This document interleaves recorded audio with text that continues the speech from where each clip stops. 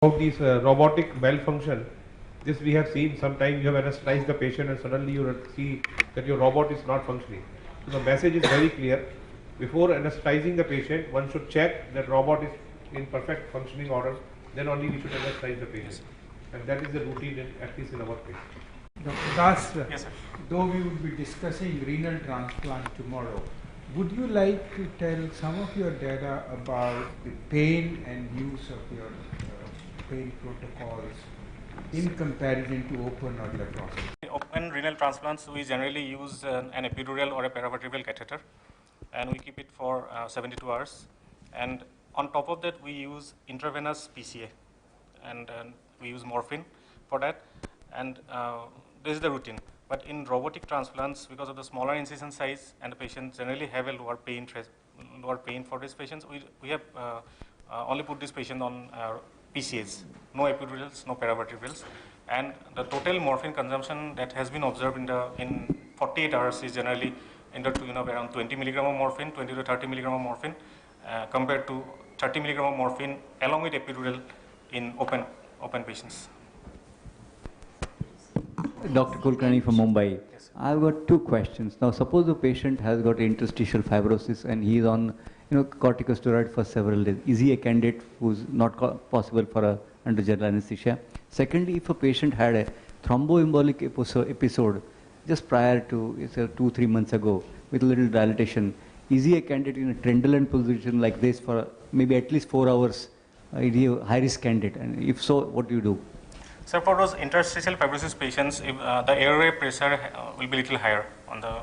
So there is no as such absolute contraindication for that.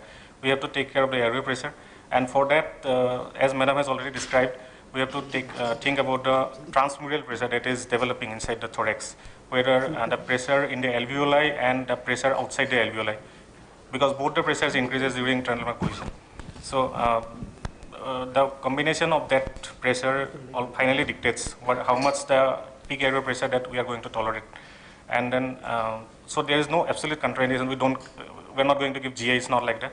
So basically, we have to see what is the peak airway pressure developing, and generally in our setup we go up to 45 millimeter of mercury. Till that level, we are happy and we are okay, and we have seen that no patient has complained of anything, no bular rupture, nothing. No airway trauma, no volute trauma, nothing. The second thing about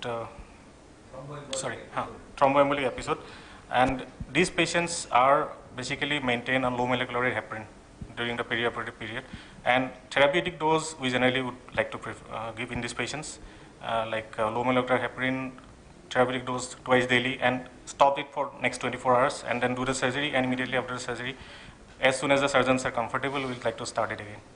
During surgery, you have no problem in the sense such episode can reoccur in that case.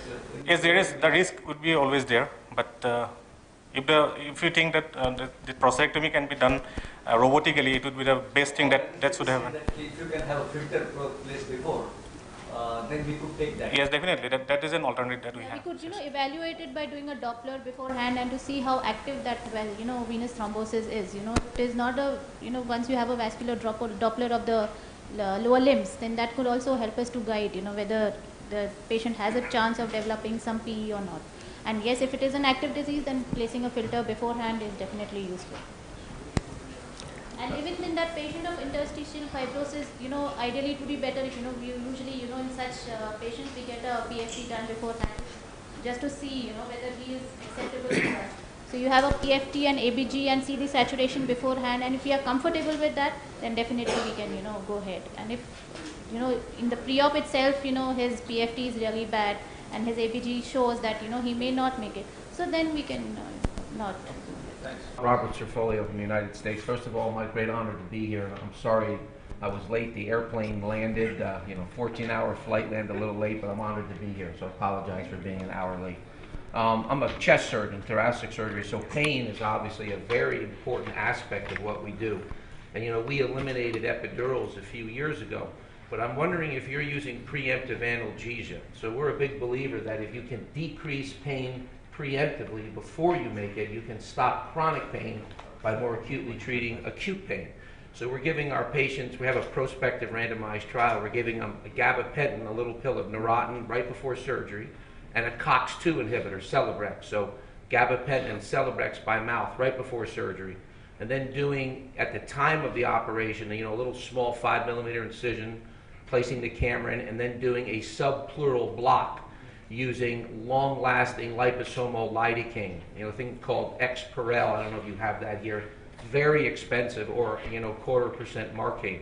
I'm just wondering if you've had that experience and what you think about preemptive analgesia, if you believe in this. Yes, sir. We are a strong believer in preemptive analgesia. In all our patients, we generally tend to give any form of NSAID before the operation, before the surgery incision is given. We generally give paracetamol and then the other available NSAIDs before the incision is made exactly. And then at the site of the incision, in the thoracic cases specifically, we don't have that drug that you have mentioned, but we always infiltrate that area before putting the incision. Have you studied this to show a difference? I mean, without doing prospective randomized trials, the problem is we as surgeons have opinions, and we're great with opinions. And as a surgeon, I'm never wrong. But the problem is, I'm wrong all the time. And it would be nice to have data that shows that. Have you studied this in any prospective randomized trial? No. We have not done this. Excuse me. Preemptive and multimodal is the norm these days, and we have several postgraduate students, and we've done several studies not only in thoracic but also in joint replacement surgeries, and definitely this has a role. Dr. Das, you did mention about this drug-eluting stent that they got blocked, but this is not particular to robotic or the physician. They may anyhow get blocked. Yes, that can happen in any Will you patient. stop those medications? But I have mentioned it in this presentation because because this was specific to robotic. Plus because of the pelvic surgery, it's narrow space. If the bleeding happens, Even we are doing bleeding. TUR like when BPH we do TRP, and this is the question whether we stop this drug or not. So cardiologists, they go hysterical. If you think of stopping within 2 years, they say no. If it's more than 2 years, one drug you can stop, one still should be on. So that is the policy. Yeah. So we wrote a paper on doing lobectomy in patients on Plavix. So we published this paper. It was only 30 patients. But we showed that, if you stop the Plavix, the cardiologist will sue you. They'll take your child. You won't, they go crazy. So you can't do that. But if you stop the aspirin and keep the Plavix, 20% of people don't even respond to Plavix. Yes. And so we found that we had really no problems doing lobectomy. However, mediastinoscopy or a TURP I would not do on Plavix. But you can do a lobectomy safely. We've published this. Drug-eluting is a whole thing by itself. Do you put a Drug-eluting central stents and line on your anesthesia. robotic venal transplants? Pardon, sir? Do you put central lines on all the Yes, patients sir. with Yes, sir. robotic In all venal the patients, transplants? yes, renal transplant, yes. Dr. Raina from Bombay. Yes, please. Yes. Dr. Sripati from Chennai. I must congratulate both Dr. Khanna and Dr. Das for a lovely presentation. A couple of questions as far as pediatrics is concerned. Do you routinely monitor core temperature in children? And what do you do for pain relief in children? In pediatric patients, we take the rectal temperature routinely. And for pain, we generally rely on the paracetamol, NSAID, and then testings. Do you give tab blocks routinely or something like that? No, not in pediatrics. Not in pediatrics. Yes. An epidural will be difficult to maintain given the sort of position that you have. Those were about 5 years of period above Okay. is okay. But the real small ones, yes, it is difficult. So we usually use a paracetamol supplementary or something, and usually the robotic pediatric patients generally do not come. There was a paper a few years ago on the use of aerosolized bupivacaine inside the abdomen before starting the robotic procedure in children.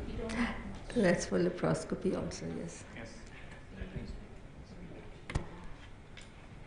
If there are no more questions, I'd just like to say just the way there's a learning curve for the surgeons, so also there's a learning curve for the anesthesiologists. I wish there were more of us here, and definitely it was an excellent lecture and eye-opener for the surgeons, I'm sure.